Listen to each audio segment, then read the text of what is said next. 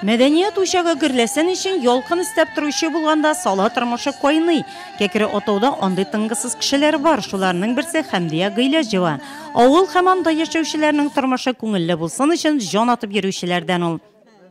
Авыл халкын шатландырып, бәйрәм иттереп яшәү инде безнең төп бурыч. Алар шат булсын, аларга кызык, күңелле булсын, алар да бөтен дөньяларын онытып бер жал итсен дип яшибез инде без. Авылда төрле күңел ачу чараларын үткәрү өчен оештыра да белергә кирәк. Хәмдия Гыйләҗевага андый талант тумыштан ук бирелгән. Тормышының бөтен мәгънәсен кешеләргә ярдәм итүдә, сөендерүдә күрә. Бу тормышның мәгънәсе иң беренче балаларым минем өчен. Балаларым исән сау, матур булсалар, мин бәхетле. Аннары шушы җир-җиремдә яшим инде, авылда үзегез беләсез, авыр хезмәт, тормыш, җир-җирләрем гел чиста булса, шундый бәхетле менә минем бөтен теләгем шул. Кешене шатландырсам, кешегә авырлык килсә, иң беренче егрәм инде мин үз эшемне ташлап калдырам да халыкка ярдәм итәм. Авылда кем булуына карамастан, халкым шундый инде беренче әтәлми мин аны. Шушы кешеләрне шатландырганга шатланып яшим. Авылда яшәгәч, хуҗалыкны да алып барасы Хәмдия анысына да өлгерә.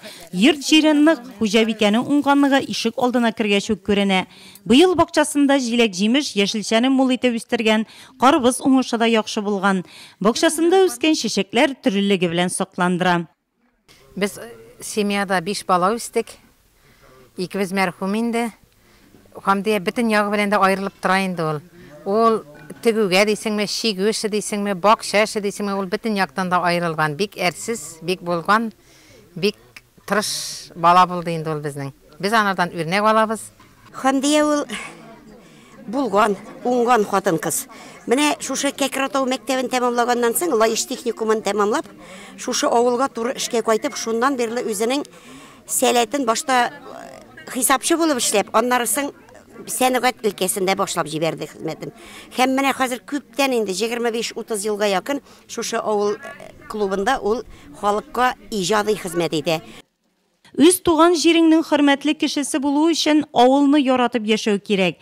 Хәмдия Гыйләҗеваның фикере шундый. Яшәүнең бөтен матурлыгын хезмәттә күрә ул.